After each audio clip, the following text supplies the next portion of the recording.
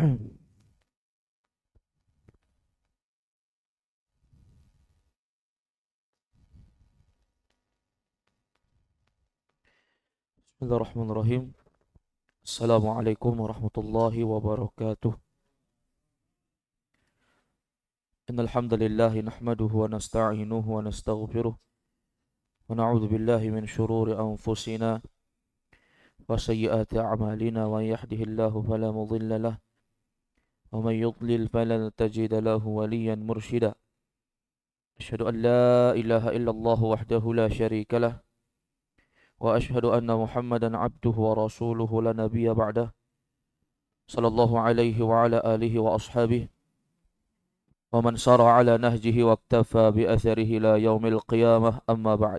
Alhamdulillah, kita lanjutkan kembali pembahasan kita membahas kitab Manhajus Salikin, sekaligus kita memetik dalil-dalil dari kitab Ad-Dalil ala Manhajus Salikin wa Tawdihul Fiqh fid Din.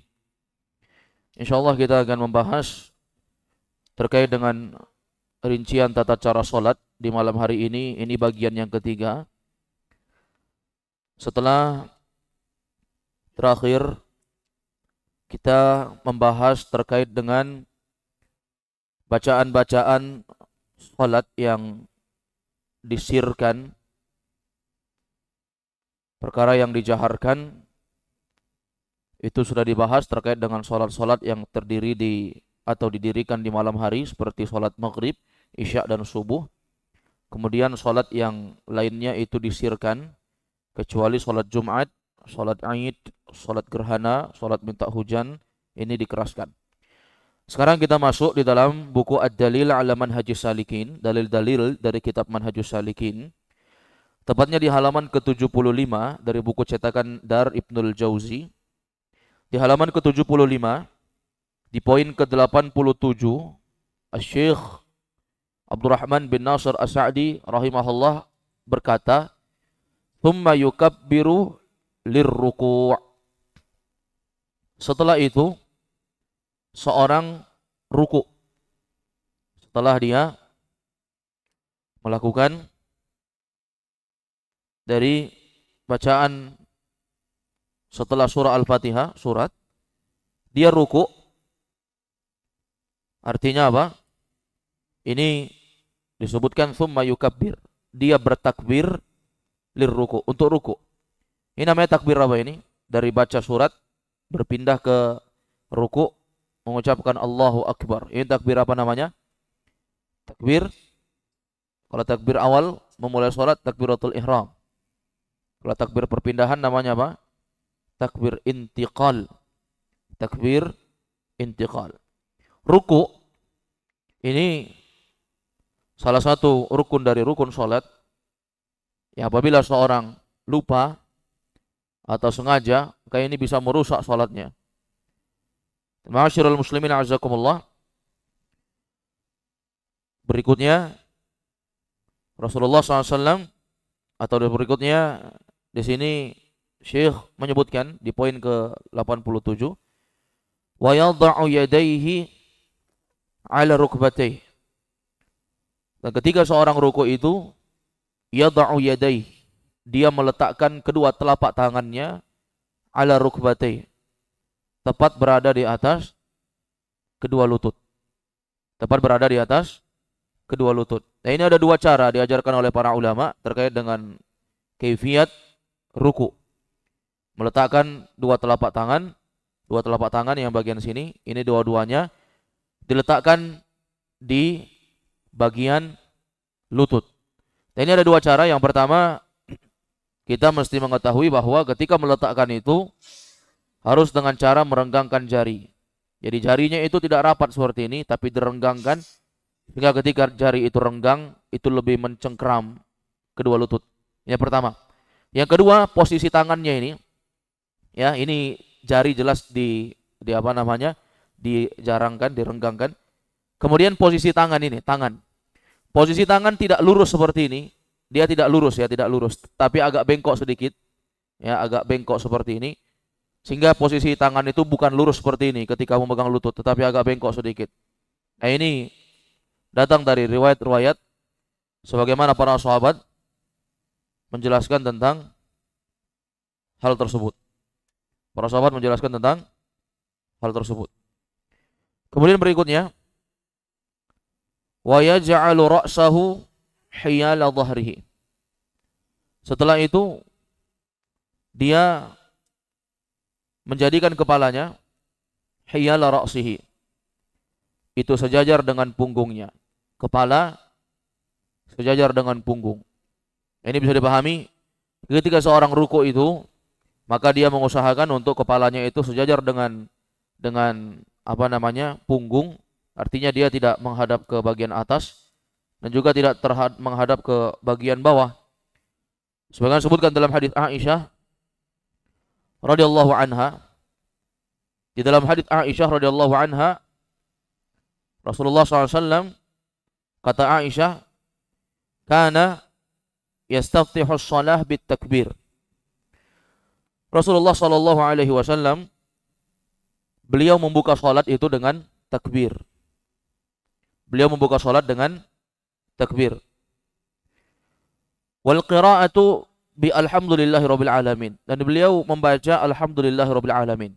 Wa idza raka'a, kalau beliau ruku', lam yushkhis ra'sahu. Nabi tidak menundukkan kepala kalau ruku'. Jadi ketika ruku' Nabi tidak menundukkan kepala. Walam yusawwibhu, dan juga tidak mengangkat kepala. Tidak terlalu tunduk ke bawah sehingga kepala itu tidak sejajar dengan punggung. Tidak juga mengangkat kepala. Lakin baina dzalik, tetapi pertengahan di antara itu. Diluruskan. Jadi posisi mata, pandangan tetap mengarah ke tempat sujud. Jangan pandangannya menghadap ke arah kaki, karena itu membuat terlalu tunduk tentunya ketika menghadap ke arah kaki. Kemudian ketika seorang juga menghadap ke orang lain, ya, menghadap ke orang yang ada di depan dia, pasti itu akan membuat kepalanya tinggi terangkat. Dan Rasulullah itu antara kepala dan punggung saat beliau ruku itu sejajar. Bahkan disebutkan dalam riwayat, sebagian sahabat menceritakan, andai kata Rasulullah ruku kemudian diletakkan air di dalam gelas, diletakkan di atas punggungnya, maka punggungnya tidak jatuh. Gelasnya itu tidak jatuh. Atau ketika diletakkan sesuatu di atas bagian punggung atau bagian kepala, maka air tersebut tidak jatuh, tidak tumpah, disebabkan lurus memang antara punggung dan kepala. Nah, ini kaifiat terkait dengan ruku yang dilakukan oleh Rasulullah sallallahu alaihi wasallam. Kemudian di poin ke-89, tepatnya kita beralih di halaman 76. Beliau mengatakan wa yaqulu subhana rabbiyal azim. Dan seorang ketika ruku dia membaca subhana rabbiyal azim. Maha suci Allah, Rabbiya, yakni Rabbi, Tuhanku, al-azim, yang maha agung. Wa yukarriruhu, dan seorang itu mengulang-ulangi bacaan ini, subhana rabbiyal azim, dia ulang-ulangi. Dia mengulang-ulangi. Adapun doa subhana rabbiyal azim itu dari amalan Nabi sallallahu alaihi wasallam, dari hadis Hudzaifah, di mana beliau menceritakan bahwa Nabi SAW ketika ruku, Rasulullah SAW itu membaca subhana rabbiyal azim. Kemudian dalil yang dipakai oleh para ulama terkait dengan mengulang-ulangi bacaan subhana rabbiyal azim, subhana rabbiyal azim, ya, subhana rabbiyal azim. Ini sama dari hadis Hudzaifah juga. Bahwasanya Rasulullah ketika ruku, maka beliau mengulangi bacaan subhana rabbiyal azim, subhana rabbiyal azim, subhana rabbiyal azim. Beliau membaca thalatha marrat, sebanyak 3 kali. Jadi bacaan ini bukan menjadi doa batasan. Artinya apakah boleh berdoa dengan doa selain ini? Boleh saja. Ya.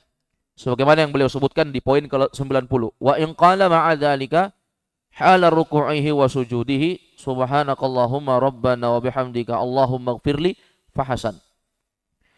Kata Syekh Abdurrahman bin Nasir As-Sa'di, kalaulah seorang itu membaca subhan rabbiyal azim, dia ulang-ulangi atau setelah itu dia juga membaca ketika ruku dan ketika sujud, subhanakallahumma rabbana wa bihamdika Allahumma ighfirli, fahasan, maka itu bagus.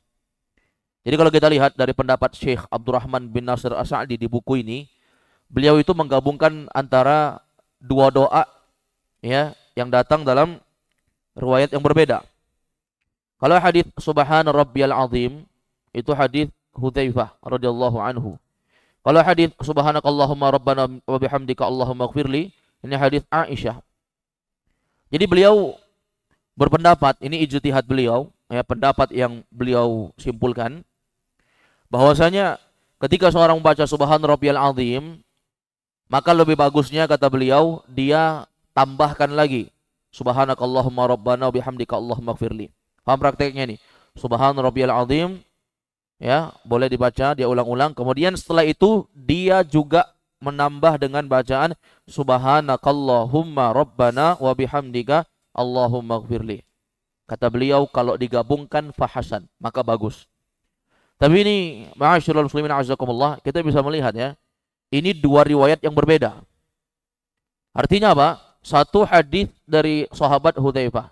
Artinya itu di waktu saat Nabi menceritakan, Hudzaifah mendengar. Tapi ketika doa yang lain, subhanakallahumma rabbana wa bihamdika Allahumma ighfirli, itu kan di hadis Aisyah. Riwayat yang berbeda. Nah ini ya, pada asalnya seorang itu hanya menggunakan satu saja. Ya, lebih baiknya dia menggunakan satu saja. Ya, apakah dia membaca subhan rabbiyal azim atau dia baca subhanakallahumma rabbana wa bihamdika Allahumma ighfirli. Ya. Maka ahsannya seorang itu tidak menggabung, karena ini amalan Nabi tidak digabung, Nabi tidak menggabung. Tetapi disebutkan dalam hadis Hudzaifah itu Nabi kadang baca gini, di hadis Aisyah kadang Nabi baca begini. Ya kan? Tidak ada amalan Nabi, Nabi gabung doa ini kemudian setelah itu ditambah dengan doa ini. Kalau Syekh menjelaskan digabung maka itu lebih bagus kata dia. Ya, rahimahullah taala. Tapi itu ijtihad beliau. Adapun yang benarnya dalam masalah ini, maka ahsannya seorang itu memvariasikan. Kadang dia pakai subhan rabbiyal azim, dia ulang-ulangi subhan rabbiyal azim 3 kali. Kemudian boleh juga di waktu yang lain dia membaca dengan doa yang juga datang dari hadis Aisyah, riwayat Imam Bukhari dan Muslim, subhanakallahumma rabbana wa bihamdika Allahumma ighfirli. Hanya saja ma'asyiral ikhwah wal akhwat a'azakumullah, kalau kita baca subhan rabbiyal azim itu khusus untuk ruku. Tapi kalau kita baca subhanakallahumma rabbana wa bihamdika Allahumma ighfirli, ya, itu bisa untuk ruku dan sujud. Nah, itu enggak perlu diulang-ulangi karena Rasulullah membacanya 1 kali saja kalau yang itu. Ya. Adapun tambahan wa bihamdihi, ini ada kelemahan ya. Seorang membaca subhana rabbiyal azim wa bihamdihi, atau ketika sujud subhana rabbiyal a'la wa bihamdihi. Lafaz wa bihamdihi ini ada segi kelemahan dari tinjauan sanadnya. Jadi cukup kita baca subhana rabbiyal azim, subhana rabbiyal azim, subhana rabbiyal azim. Kemudian di poin ke-91, thumma yarfa'u ra'sahu, setelah ruku dengan tata cara yang telah kita jelaskan, kemudian juga kita telah dijelaskan oleh Syekh doa yang boleh dibaca. Kemudian seorang itu yarfa'u ra'sahu, artinya apa? Dia mengangkat kepala. Setelah itu dia mengangkat kepalanya. Mengangkat kepala itu artinya apa? Dari ruku. Ruku kan menurunkan kepala tadi. Kemudian dia angkat lagi berdiri lurus. Itu namanya apa? I'tidal. Itu namanya i'tidal, mengangkat kepala. Nah, ini ma'asyiral muslimin a'azakumullah, ya, adalah sesuatu yang juga dilakukan oleh Nabi SAW, dan ini termasuk rukun dari rukun-rukun salat. I'tidal. Ya, i'tidal. Ketika Abu Hurairah radhiyallahu anhu menceritakan Rasulullah SAW pernah memarahi orang yang dikenal dengan peristiwa musii'us shalah. Ya, orang yang salatnya itu jelek. Orang yang salatnya jelek, salatnya rusak, salah-salah salatnya. Nabi perintahkan untuk dia mengulangi 3 kali. Sudah salat, Nabi bilang irji fasalli fa innaka lam tusalli. Salatlah, kamu belum salat. Kemudian dia ulang lagi, disuruh lagi ulang, dia ulang lagi, disuruh lagi ulang sama Nabi. Sampai 3 kali, akhirnya Nabi mengatakan kepada dia, idza qumta ila shalah, diajarkan tata cara salat. Apabila kamu mau salat, fakabbir, takbirlah. Thumma qra' ma tayassara ma'aka minal Qur'an. Kemudian bacalah yang mudah-mudah dari hafalan Al-Qur'anmu. Thumma rka' hatta tatma'inna raki'an. Ruku'lah sampai engkau tenang dalam ruku'. Setelah ruku' Nabi katakan thumma rfa' hatta ta'tadila qa'iman.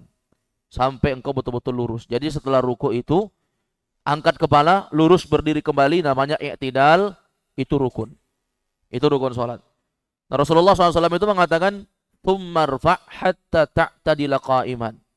Kemudian ruku'lah engkau sampai betul-betul i'tidal, betul-betul lurus di dalam ruku'.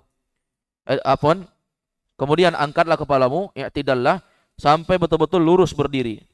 Lurus berdiri artinya apa? Kata para ulama, sendi-sendi itu kembali ke tempat asalnya. Kalau ruku' kan dia bergerak. Nanti kalau berdiri, itu sendi akan kembali ke tempat asalnya. Baru kita membaca doa dan baru kita setelah itu sujud, turun ke sujud. Jangan begitu ruku' dia menundukkan kepala, begitu berdiri belum sempurna berdirinya sudah lompat untuk sujud. Nah, ini yang banyak kesalahan. Ini kalau seperti ini bisa rusak sholatnya, bahkan bisa membatalkan sholat. Ya, bisa membatalkan sholat. Itu puncak yang sangat berbahaya. Jadi perintah i'tidal itu tenang-tenang kita, tidak usah terburu-buru. Sami'allahu liman hamidah, lurus dulu sampai lurus-lurus. Ya, disebutkan oleh orang-orang tua sebagiannya itu terasa itu tulang itu bergerak. Kalau apa? Kalau orang dari ruku itu kemudian berdiri i'tidal, itu terasa tulang-tulang itu ya lurus tegak. Ini masyarul ikhwan azakum. Jadi sampai tenang, kemudian baca doa. Di poin ke-92, qailan sami'allahu liman hamidahu. Sami'allahu liman hamidah. Kemudian dia sambil berucap. Ketika dia mengangkat kepala itu, sambil dia mengucapkan sami'allahu liman hamidah. Ya, Allah mendengar orang yang memujinya. Itu artinya. Allah mendengar orang-orang yang memujinya. Sami'allahu liman hamidah. In kana imam au munfaridan. Baik apabila dia salat ya, ada imam au munfaridan, atau dia salat sendiri. Baik ketika dia salatnya itu ada imamnya atau salat sendiri. Baca Rabbana walakal hamdu. Jadi imam membaca sami'allahu liman hamidah, kemudian seorang yang dipimpin oleh imam itu membaca, mereka mengatakan Rabbana walakal hamdu. Demikian pula ketika dia salat sendiri. Ya. Kalau salat sendiri juga sama. Dia baca sami'allahu liman hamidah. Kemudian dia baca doa itu, Rabbana walakal hamdu. Ya. Ini ma'asyiral muslimin a'azakumullah. Ini dibaca oleh imam dan orang yang salat sendiri.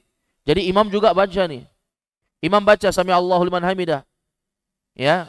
Demikian pula orang yang salat sendiri. Wa yaqulul kullu, setelah itu semuanya berucap.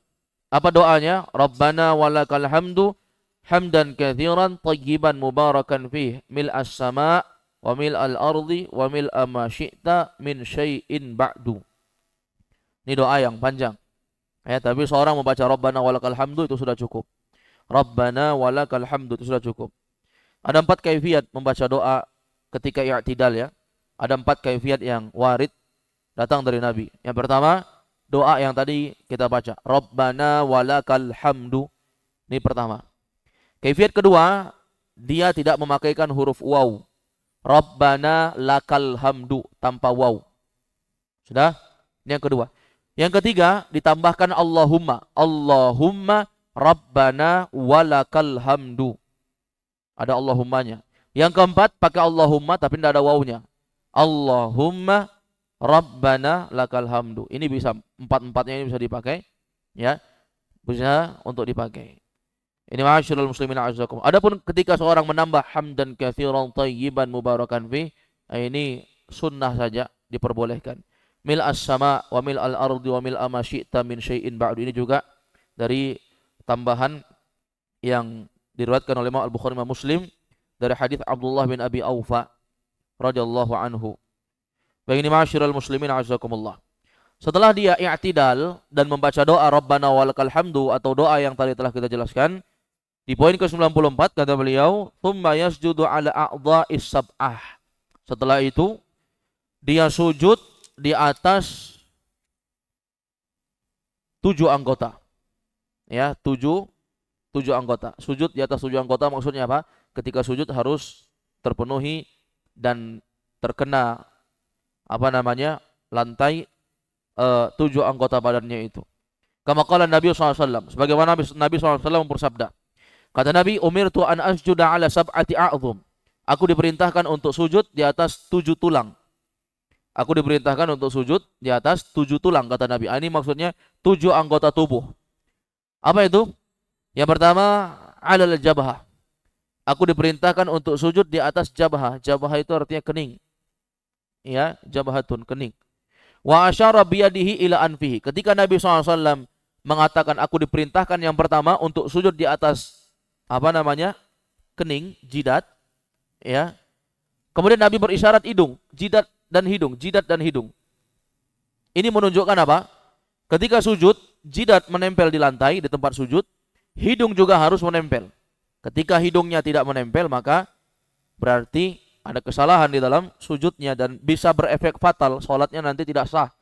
Sholatnya tidak sah. Ini yang pertama. Jadi dalam hadis ini bukan cuma jidatnya, tapi apa? Hidungnya juga dia usahakan untuk menempel. Kecuali memang bagi orang-orang yang memang ada kelainan, ya, hidungnya misalnya kecil sekali dan tidak bisa untuk dia menyentuhkan. Memang tidak bisa. Mau diusahakan dengan posisi apapun tidak bisa, karena jidatnya nongol ke depan, ya mohon maaf ini, tapi hidungnya masuk ke dalam. Misalnya orang yang ada kelainan sedikit, kalau seperti ini keluar dari kaidah, ini namanya tidak mampu, ya, ini namanya sudah keluar dari batasan. Tapi pada hukum asalnya seorang harus mengusahakan untuk menyatukan 2 anggota ini, yaitu jidat dan hidung, itu dihitung satu paket. Ini nomor 1. Tadi 7 kan, 7 harus tertentu. Ini 1 ini, jidat dan hidung itu 1. Ya. Yang kedua, kata Nabi SAW, wal kaffain. Yang kedua dan ketiga.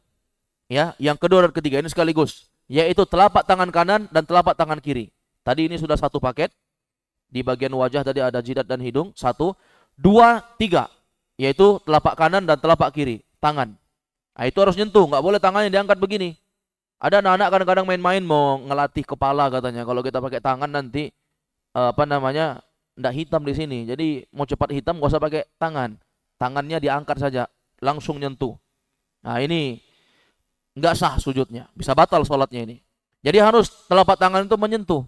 Kecuali memang ada udzur, ya.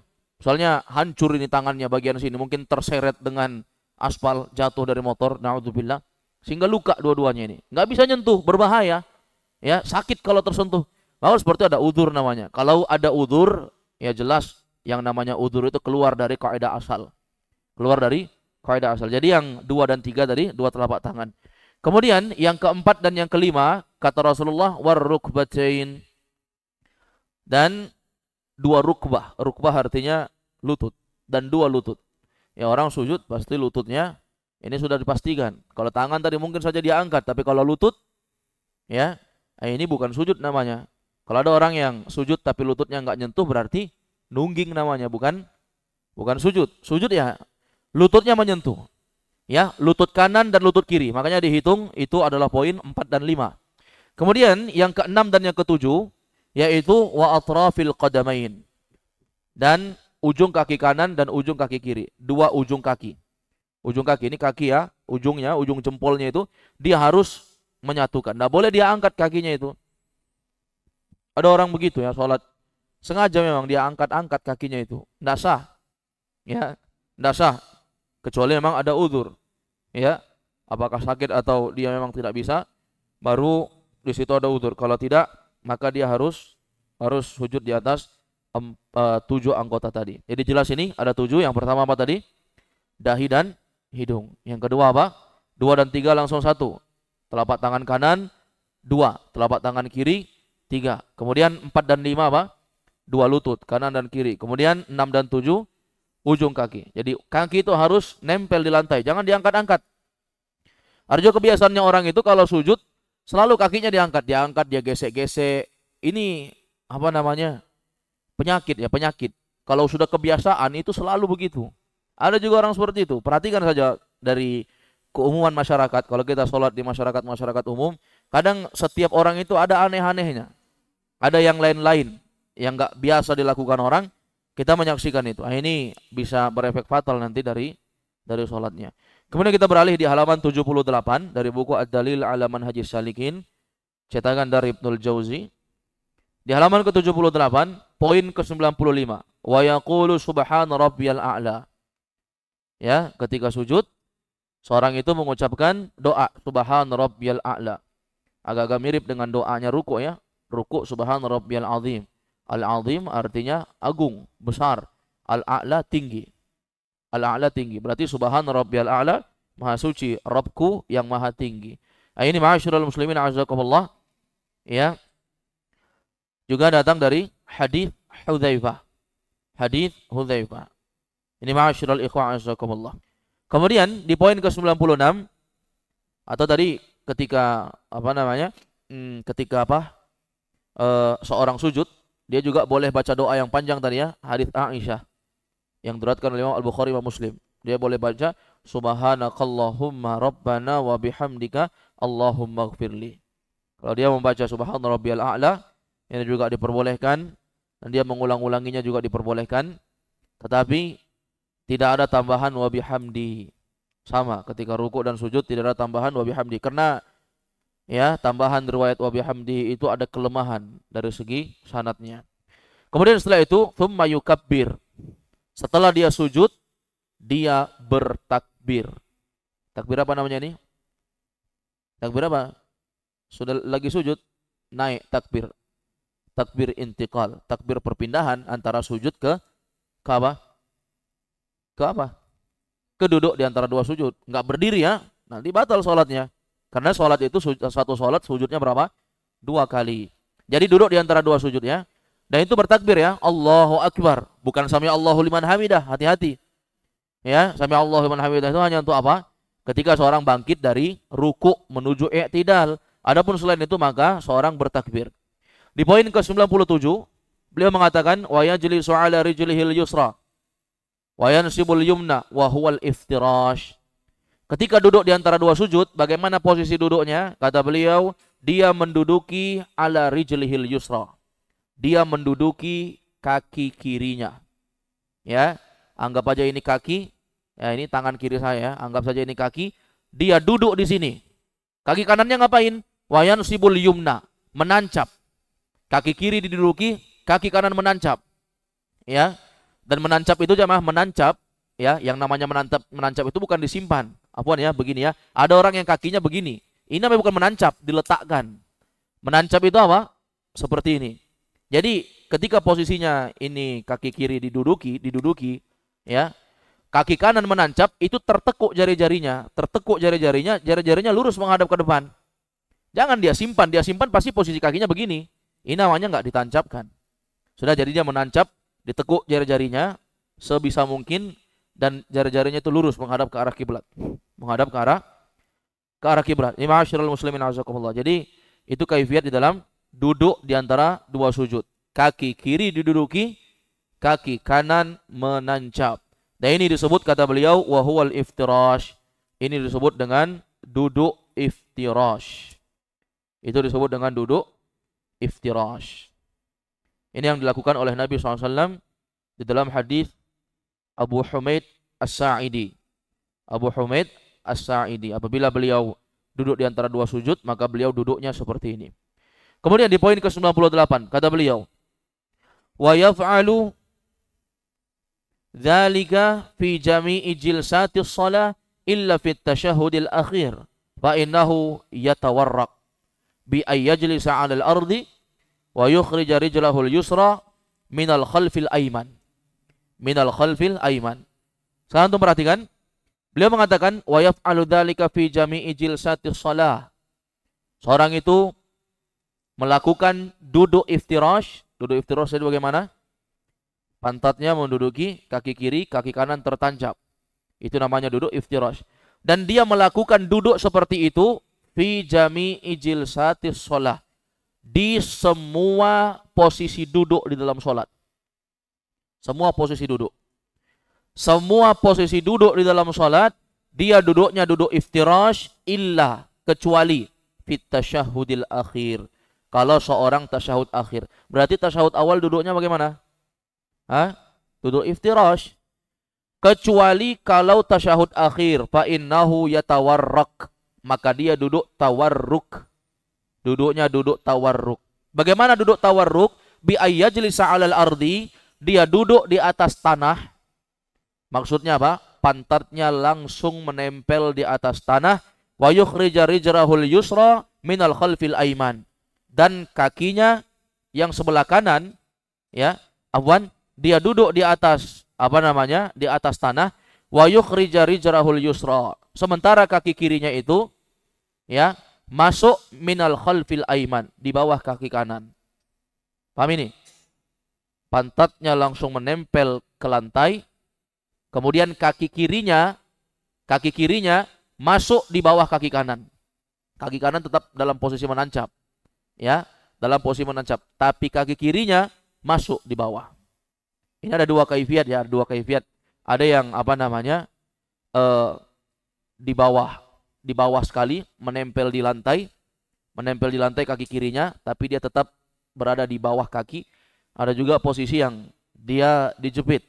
Kaki kirinya itu dijepit, masuk di bawah antara paha dan betis. Misalnya ada paha dan betis terjepit begini ketika duduk ya, terjepit, dia masuk kakinya di pertengahan sini. Harusnya kan di bawah kan? Di bawah tidak? Di bawah kan? Tapi ada juga posisi yang seperti ini, itu juga diamalkan oleh Nabi SAW. Yaitu hadisnya sahih, diriwayatkan oleh Al-Bukhari. Itu dikuatkan oleh Syekh Albani dan ulama-ulama zaman sekarang yang menguatkan itu, seperti Syekh Muqbil, itu menguatkan hadis tentang permasalahan hal tersebut. Jadi itu terkait dengan duduk di antara dua sujud. Jadi duduk seperti duduk di antara dua sujud itu, duduk iftirash namanya, itu berlaku ya di semua duduk kecuali duduk tasyahud akhir. Duduk tasyahud akhir baru seorang duduknya duduk tawarruk. Ini ma'asyiral muslimin a'azakumullah. Ya, kemudian berikutnya wa yaqul, dan dia mengucapkan doa, Rabbighfirli warhamni wahdini warzuqni wajburni wa'afini. Ini doa yang dia baca. Rabbighfirli warhamni wahdini warzuqni wajburni wa'afini. Hanya saja ma'asyiral muslimin a'azakumullah, dalam hadis ini ada kelemahan ya dari segi sanadnya. Sebagian ulama mengatakan bahwa di dalam hadis ini ada seorang yang namanya Thabit bin Abi Habib. Namanya Thabit bin Abi Habib. Orang ini dikenal sebagai perawi hadis yang mudallis, suka menyamarkan sesuatu. Ya, oleh karena itu ini dilemahkan hadis ini oleh sebagian ulama. Hanya saja Syekh Albani rahimahullah ya, dan juga Syekh bin Baz rahimahullah, mereka berdua menguatkan hadis ini ya, sehingga la ba'sa fihi, diamalkan. Makanya Syekh Albani rahimahullah di dalam kitab beliau Sifat Salat Nabi ya, beliau juga membawakan ini, Rabbighfirli warhamni wahdini warzuqni wajburni wa'afini. Boleh dibaca seperti itu. Hanya saja tadi sudah kita jelaskan dari hadis Abdullah bin Abbas, doa yang tadi ini yang panjang ini hadis Abdullah bin Abbas, ada rawi yang bernama Thabit bin Abi Habib. Ini dikenal sebagai rawi mudallis ya. Walaupun ada ulama yang menguatkan hadis ini. Tapi ada doa yang lebih singkat ikhwah ya, lebih sahih daripada ini, yaitu seorang cukup membaca Rabbighfirli Rabbighfirli 2 kali saja. Ya. Kalau ini jelas hadis yang sahih. Kemudian di poin yang ke-100, tsumma yasjudu tsaniyata kal ula. Kemudian dia sujud yang kedua seperti bagaimana dia sujud ketika di sujud yang pertama. Ini juga sudah berlalu kaifiatnya. Di poin ke-101 ya, beliau mengatakan tsumma yanhadu mukabbiran ala suduri qadamai. Setelah itu dia yanhadu mubakkiran atau mukabbiran. Tsumma yanhadu mukabbiran. Kemudian dia berdiri untuk bertakbir ala suduri qadamai. Dia berdiri dengan bersandar di atas kedua kakinya.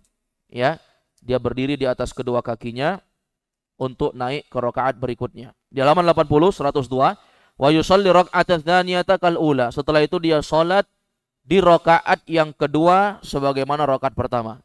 Jadi gerakannya kan jelas kan? Ketika takbiratul ihram Allahu akbar. Setelah itu apa yang dilakukan? Baca doa iftitah. Setelah itu apa? Berta'awud, a'udzubillah. Setelah itu basmalah, bismillah. Setelah itu al-fatihah. Setelah itu surat. Setelah itu ruku. Kaifiat ruku sudah dijelaskan. Kemudian i'tidal. Kaifiatnya juga sudah kita jelaskan. Kemudian turun untuk sujud. Bagaimana tata cara sujud? Doa yang dibaca juga sudah. Kemudian duduk di antara dua sujud. Ini juga sudah dijelaskan. Kemudian sujud yang kedua. Setelah itu naik rakaat kedua. Nah, ini selesai sampai sini. Ya, berarti rakaat kedua sama dengan rakaat pertama. Beliau nggak ulangi lagi rakaat kedua apa yang dilakukan karena cukup kita lakukan apa yang dilakukan di rakaat pertama tadi. Insyaallah di pembahasan berikutnya kita lanjutkan di sifat sholat atau rincian tata cara sholat di bagian keempat. Insyaallah kita bahaskan di pertemuan berikutnya. Nah, ini akan dibahas ketika seorang tasyahud awal. Apa yang dibaca di dalam tasyahud awal. Kalau duduknya bagaimana? Duduk tasyahud awal. Duduk iftirash atau tawarruk? Duduk iftirash. Karena duduk iftirash itu berlaku di semua duduk dalam sholat kecuali kalau tasyahud akhir. Ya, kecuali kalau tasyahud akhir. Wallahu a'lam. Aktafi bihadzal qadar. Subhanakallahumma wa bihamdik asyhadu an la ilaha illa anta astaghfiruka wa atubu ilaik. Assalamualaikum warahmatullahi wabarakatuh.